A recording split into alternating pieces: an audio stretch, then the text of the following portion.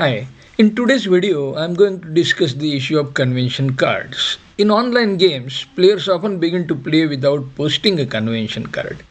This is understandable simply because people often play with pickup partners. And the game is often scheduled with a great deal of difficulty, so nobody wants to spend time on activities like filling a convention card. Some players announce the basics of their methods in a line or two, and some others answer opponents' questions whenever they arise. This is okay for casual games or tournaments, but the question is, does the lack of easy reference to a convention card affect the play? Let us discuss that issue with the help of a deal. This was a casual game. I was playing with a partner with whom I hadn't played for years. I realized that even North South were similarly a new partnership. After three passes, I opened one club. We were playing a strong club system. I had 15 points but two nines and three aces. I liked my hand, so I opened one club.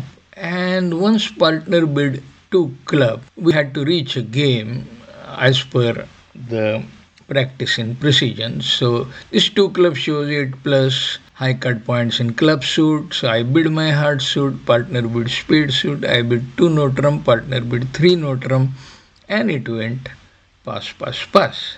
Lead was 8 of diamonds. Dummy had jack 6 and I had ace queen 9 2. This is where I wanted to know what the convention, carding convention North South followed was.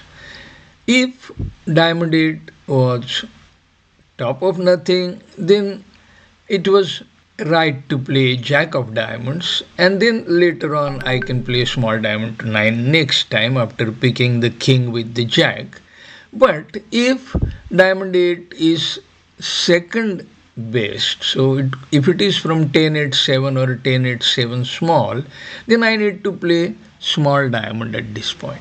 I was aware that this was a casual game, and I just thought that it would not be a good idea to pester the opponents for their convention. I thought they wouldn't have discussed this point, so I didn't ask about it, which meant I must play a small diamond at this moment and leave that jack as some kind of an unpleasant block in the dummy. The game took an interesting turn later. So I won diamond queen, I cashed club ace, I played small club to king, I cashed club queen discarding a heart, South discarded a spade. Now I ran jack of diamonds.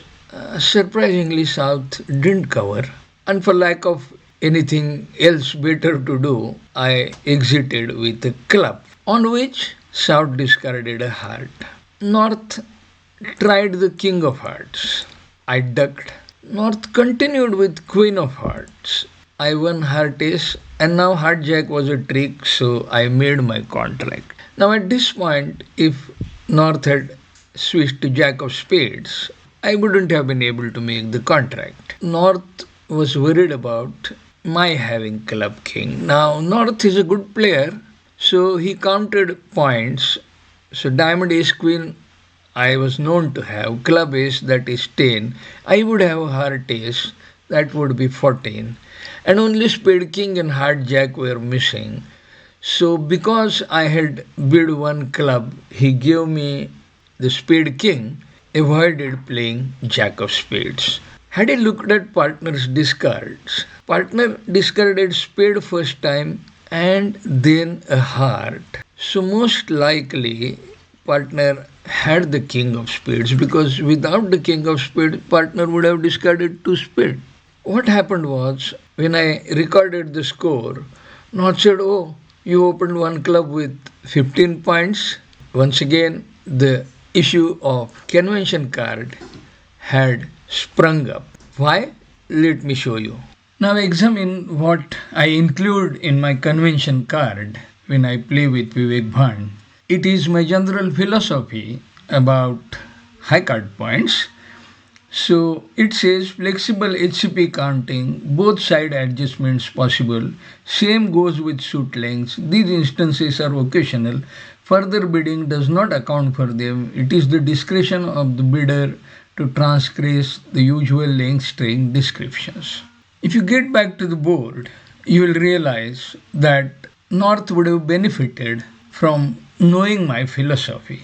At this point, North could have easily shifted to spade jack or at least given consideration to it if he allowed for the possibility that my one club opening could be just 15 points.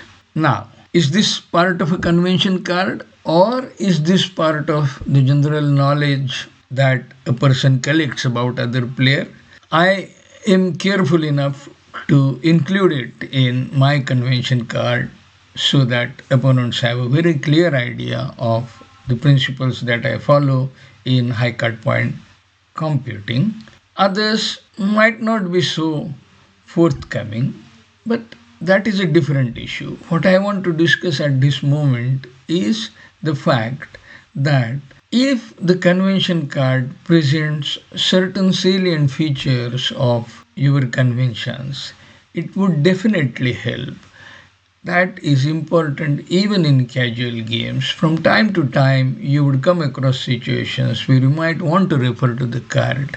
Asking a question, getting a typed answer takes a lot of time. Furthermore, when the person is explaining one's own build, as happens in the online games, it puts the person in an inconvenient position to have to explain without reference to the hand that he has already seen. It's much better to have it mentioned, written down before the session begins in a convention card. How would a basic simple convention card look like? Perhaps this could be it. Here is one for a simple SASI 5533, forced transfers, weak twos, blackwood, gerber, cubeads, negative doubles to 2 speed level, support to 2 speed level, weak jump over calls, standard carding, fourth based, second, fourth from 3 or more small cards. This would have been useful to me on the hand we discussed on trick 1. Here is another for ACBL CC. I just looked at the ACBL CC card on BBO and distilled the salient features. This could be it for BBO advanced 2 over 1. It does show the important methods that you would perhaps like opponents to know beforehand. And this is for ACOL. The idea is when players sit down for a casual game, they do discuss a few things. Everybody discusses what he or she feels is important. As long as they put it down in a simple card, that should help the game, that should make the game a little better, and that should avoid any rancor, any bad feeling at the end of the game about non disclosure. What happens is if people are given a template for a blank convention card that has 100 different options, people simply ignore it and the card doesn't get filled. So it is a very good idea to have a blank convention card with just the salient features, especially when you play casual games. When you play games under the auspices of a bigger organization, maybe a state organization or national organization, they would have their rules and you would automatically follow them. But for casual games, perhaps it is important to have a few convention cards made for the different partners that you play with. Just a few lines would do, but the current thinking seems to be that you either place the whole convention card. Let me show you how it looks. This is the standard ACBL SASI, which is supposed to be a simple system, simpler system, let us say, convention card. And this is just the half of it. It goes down like this. It takes time to fill this card. Many casual players, many advancing players probably don't even know half the conventions or half the ideas that are mentioned here. But whatever they know and whatever they have decided to play with, it's a very good idea to have a blank convention card and put it there for the benefit of opponents. What do you think? Please place your comments below this video. I would really like to know your views on this one. I'll stop this video here. Thanks for joining. Bye for now.